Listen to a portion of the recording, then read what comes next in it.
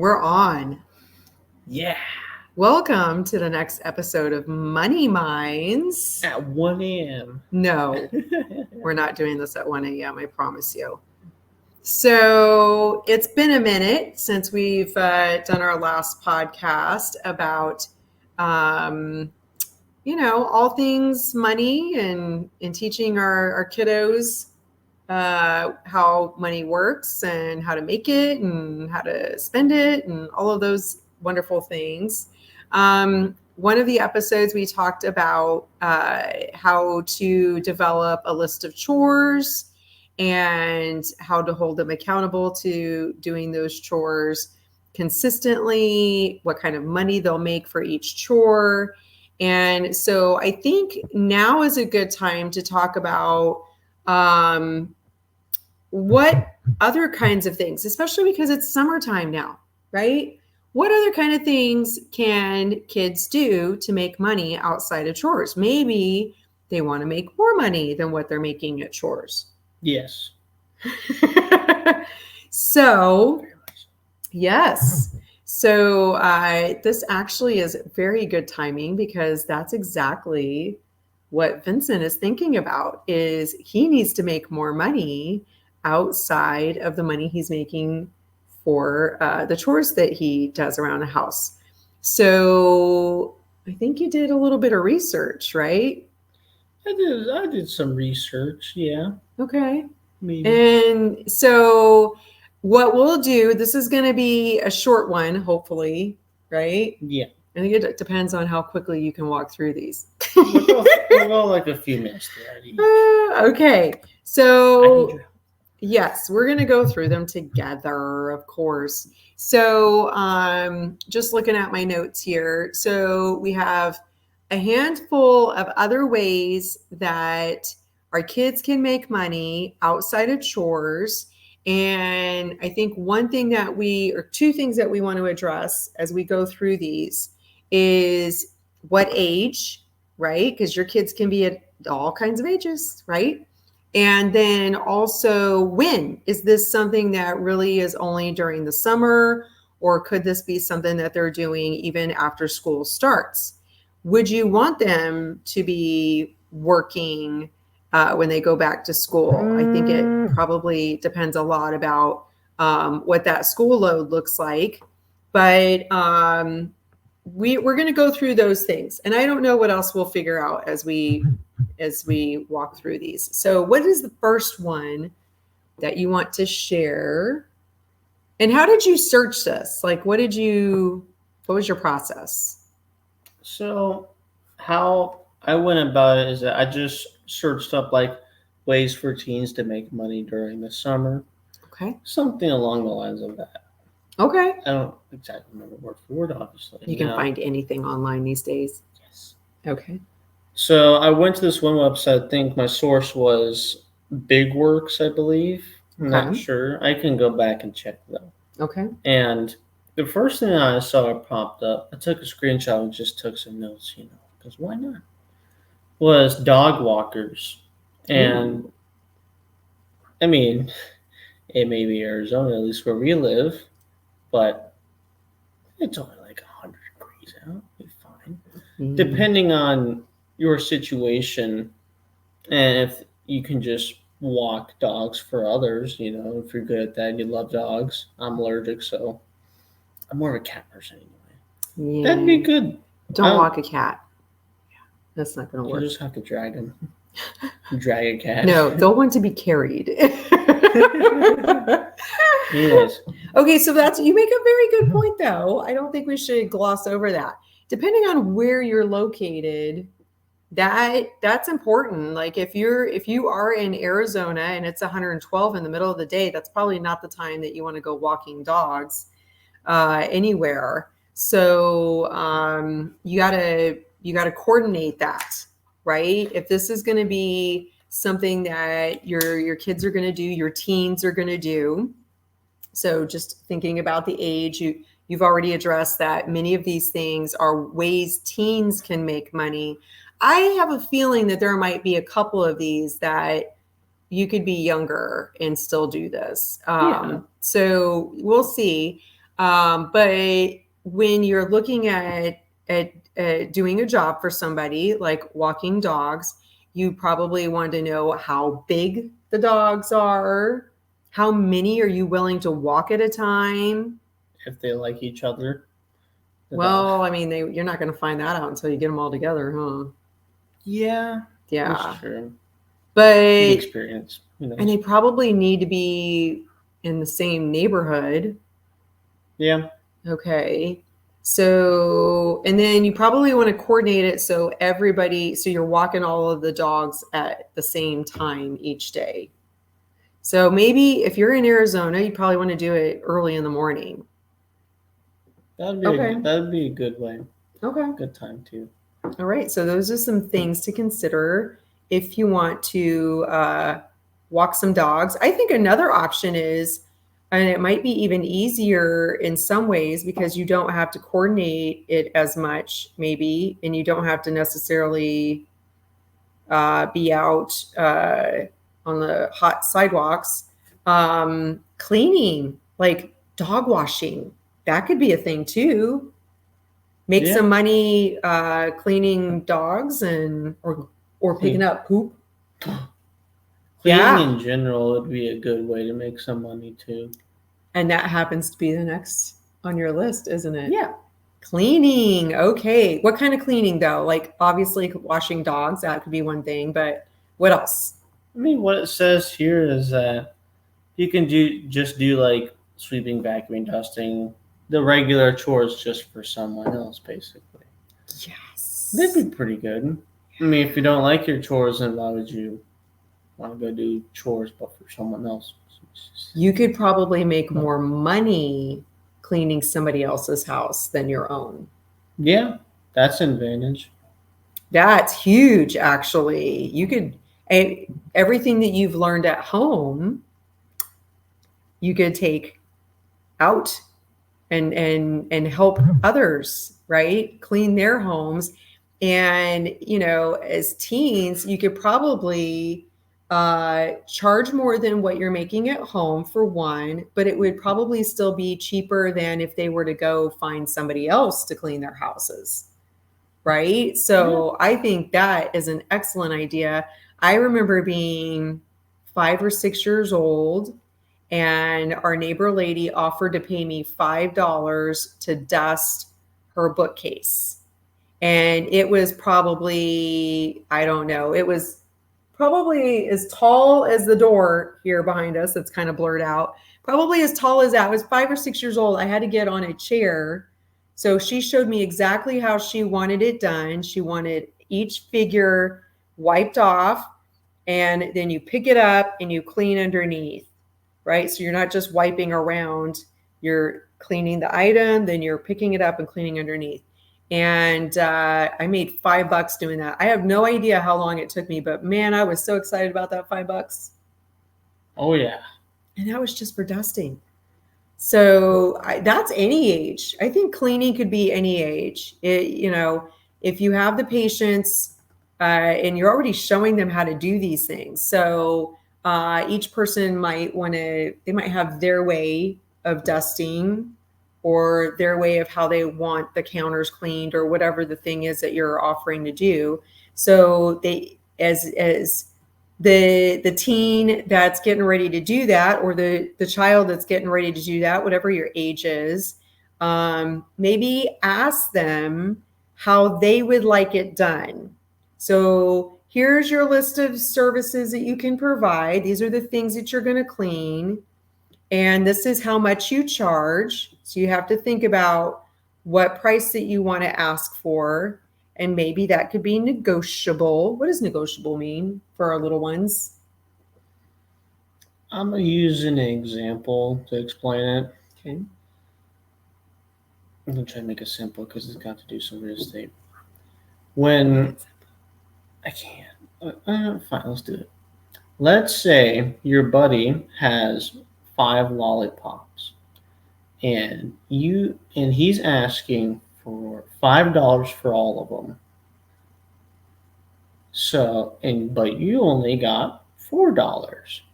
So what you could do is you can make a deal with him by discussing terms. Terms meaning um, basically what some of the parts of the deal, like what each side of the deal is going to do, the buyer and the seller. Mm-hmm. Now, let's say you're the buyer. You have $4. He's asking for 5, or your buddy, whoever he or she may be, those lollipops. So you go to him or her, and he's like, I want those 5 lollipops for only got $4. So here's what I'll do. I'll pay 4 now, and I will take all of them, and when I get another dollar, I'll pay you the other dollar. So we're even. For now, $1 later. Yeah. Okay. So that's like negotiating. Yeah. You're making a deal. So yeah. And maybe just so thinking about that, it's how can you both win, right? So think about it from that approach. Make it a win-win for each of you. So let's go on to the next one. Let's see. Tutors. Okay. That's a pretty good one. Because let's say, and my mom offered me this a lot. I played a lot of chess, and I got pretty good at chess. She had the idea of me becoming a tutor for just some newbies, some new kids. I turned it down because I was like, but maybe I don't know this or that or whatever. Well, some advantages of a tutor, I'm going to use the chess as an example. Let's say you are let's say you are good at chess and you know all the basics. You know how the pieces move, this, that, some tactics, and so on. I'm not good at chess history and grandmasters, though, but this is more about learning chess. So, there's that. Now, let's say there's actually a place called Chess Emporium. I went there for a while. Shout out. We love Chess Emporium. Woo! Have some good buddies there. Yeah. Trying to think of how to say this. Let's say there's a kid that wants to learn chess. And Chess Emporium has X amount of dollars per a month subscription for your kid to go to the classes and learn. They'll do the assessment thingy. Then, depending on where the kid's at in the assessment, they'll put him or her into a certain class. Mm-hmm. Yeah. Going from pawn level to king level. I've been stuck at queen for years. I'm kidding. It's tough. It is tough. But it's fun. Anyways, getting sidetracked here. Point being is that you are the tutor. Let's say you're offering less, but the same content, same lines and everything. It won't be as much as the coaches because they're coaches. I mean, meant to be certified, but you are a tutor. You are good at chess. You have something to offer for less, and you can go to their home. So the parents don't have to drive their kid for however far away they are to the house. Saves the parents gas. Saves gas money, especially for how gas is today. So, yeah, that's a pretty good advantage of being a tutor, in my opinion. I think one thing to think about is the fact that if you're going to be a tutor, and it could be for school stuff, right? Maybe somebody needs a little extra help in between grades to get ready for that next grade. You're helping somebody out that is not as far along as you. So to Vincent's point, he's at queen level. He's not going to be trying to tutor somebody that is also at queen level. It's going to be, like you said, the newbies, the little ones that are just starting out. And maybe for whatever reason, they can't go for whatever the schedule is at places like Chess Emporium or anything like that. You can be more flexible in when you can meet with them. You can go to their home. You can show them the basics and help them along as they go to whatever tournaments or functions. You can help them through that. But like I said, it could be chess, it could be a math, it could be English, it could be whatever thing that you're good at. Help somebody along that isn't as far as long as you, right? And then you're just charging a reasonable amount for providing that time, that service, right? So tutoring is really good. That's something I think you could do during the summertime. You could do that even during school, after school hours, right? Cleaning, I think, is another thing. Any age could do that. That could be done during summertime. It could be done during school time, like on the weekends or whatever. And then you have dog walking. Again, it really depends on what your schedule is. Yeah. So what else do we have? There you go. He's got his notes over on the side, so that's why they keep looking that way. Babysitting. That's another thing you can do during the summer. I'd say it's probably or weekends. Weekends in summer. Mm-hmm. I think those are pretty reasonable and good times. Okay. So babysitting. I remember when I was growing up, there were kids doing that when they were like 11 years old. So I don't think you just have to be a teenager to do that. Definitely, I'm going to say, and you may not like this, but girls only, really. Because, yeah, I agree. Okay. Yeah. Girls are better at I can't even talk, at being babysitters than boys. Like I have never, ever, ever, ever, ever heard of a male babysitter. Well, I had to at some point for my nephew and his baby. Uh-oh. And there were no adults around? No, there were adults around. Okay, that doesn't count. We're talking about the adults go out for a date night or something like that. That's how you can play it too, right? You can offer your babysitting services to all of the parents that want a girls' night, a date night, boys' night, right? Whatever the thing is, you can offer to do that. But just be very clear about what the expectations are. You want to make sure that you know how to get a hold of the parents in case anything goes on. Do the kids have any special restrictions as far as like what they can or cannot eat? What's bedtime? Those kind of things, right? So that you're super clear on what you're responsible for while you're watching them. I think a couple other things that I just want to throw in here is lemonade stand. Like seriously, I still see kids doing this. I've tried getting him to do it. He's not an outdoorsy kind of person. Nope. Yeah. So you could totally set up a table outside. Your parents can help get some lemonade mix in cups.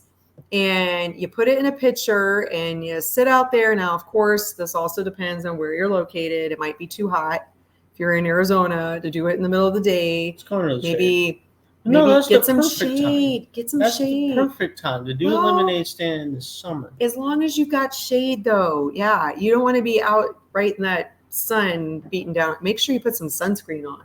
Just in my opinion, if you really want to hopefully make bank with lemonade. Mm-hmm. I think the best way you do it is do it near when there's a soccer game going on or by a field or park. Yeah, be a great idea. Especially in the summer, they're going to be sweating. They're going to be it's so hot out here. I could go for a nice cup of lemonade and you're right there, the hero. Yes. There's this one guy, strategy. The Donald Miller. Ooh, yes. He talked about, I'm going to go a little offside. He talked about. He keeps telling me, what time is it? What time is it? Oh. Now I'm going to do it to him. Okay, go ahead. Donald Miller, go off. Go off on your tangent. Don Miller, he talked something about the one-liner, and the one-liner is about. Well, let me backtrack a bit because it was a bad habit starting in the middle and going. You know what I mean? Point being, he told us how like the story goes because I don't remember fully, but you have the hero and then there's the guide. Is the hero always a hero in the beginning of a movie? I'm not going to go on a whole seminar about this whole thing. There's always a guide for the hero. I'm not saying the guide is the hero. It just helps the hero be the hero.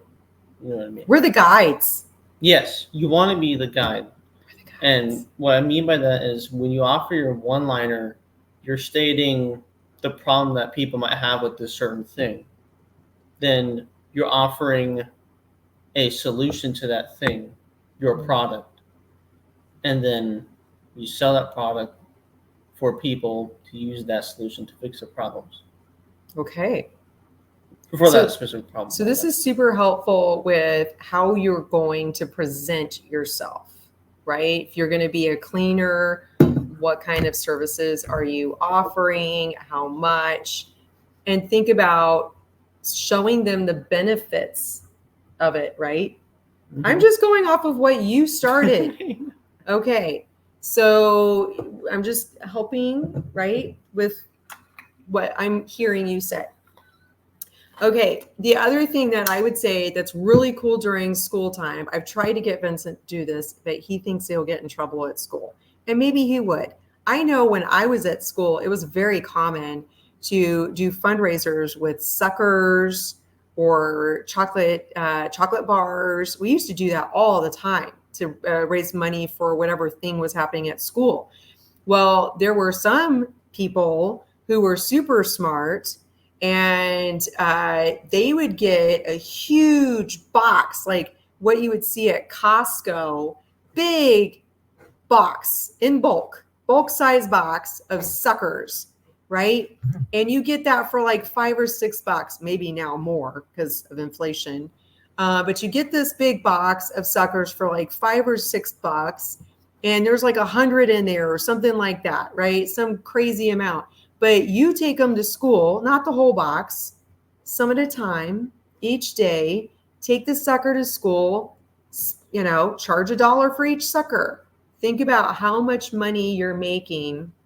Say there's 25 suckers in a box, and you charge $1 per sucker. You've got $25 there, and you only spent $5 or $6. Let's just say $5 to buy the whole box of them. You've now made $20 out of nowhere, out of thin air. We should just end on that. No. Okay. So what was your last thing on how you can make money outside of chores? Invest your money. Investing. Ooh. Okay. Okay. So investing your money. So one of the things that we started doing was, and how old were you when you bought your first stock?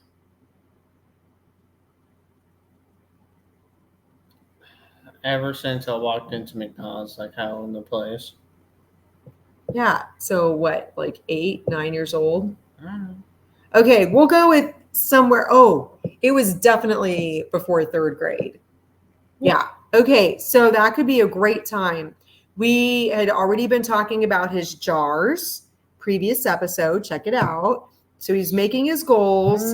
He was earning his money every day, doing his chores.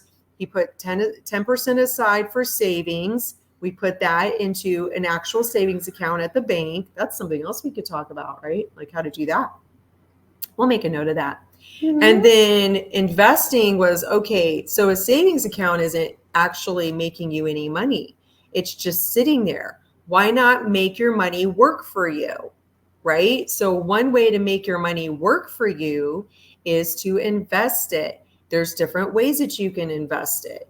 So what we did is we looked at what kind of shares of stock and shares of stock. You talked about this when you went over your stock market project, right? That was a previous episode. Check that out. But just real quick, a share of stock, a share or stock is basically a way that you can own a piece of a company. So his first share of stock was McDonald's. Yes. We didn't just pick McDonald's because he loves McDonald's and chicken nuggets in particular. We picked it because he, of course, recognizes the brand very much so. Every child does. But it also performs very well. And you talked about that, I think, in your stock market project. So you want to look at performance for sure. Don't just put the money in any share just to talk about how your kid's investing. You want to be smart about where you're putting that money.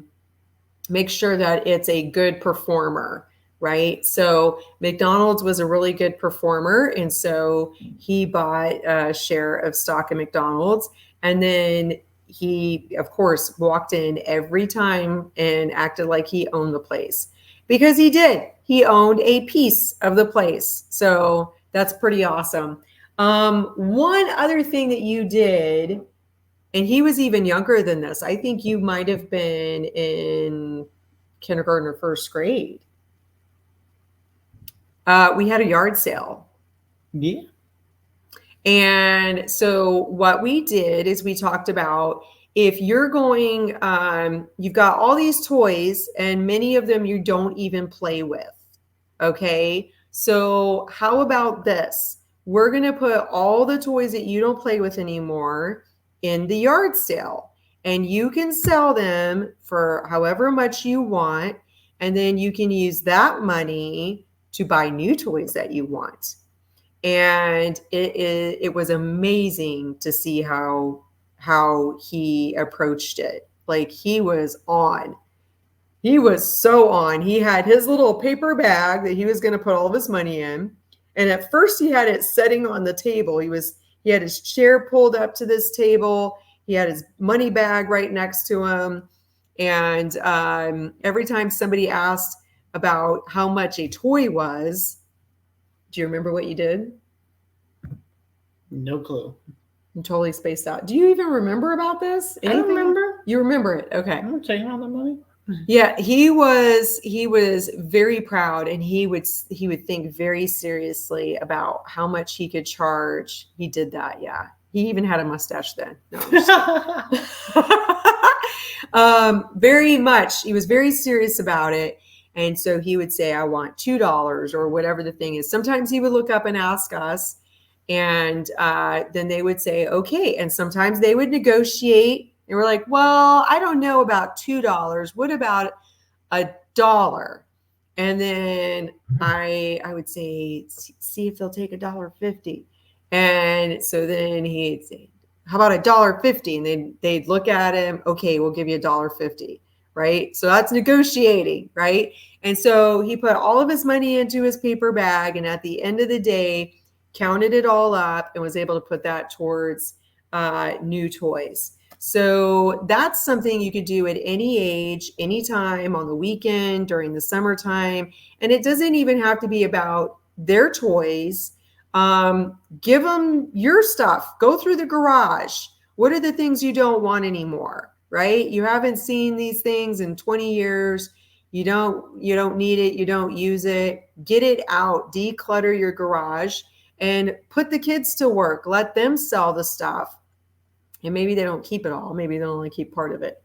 So any other ideas, anything else you want to share on how to make money outside of chores? I think those are all good things to do. All right.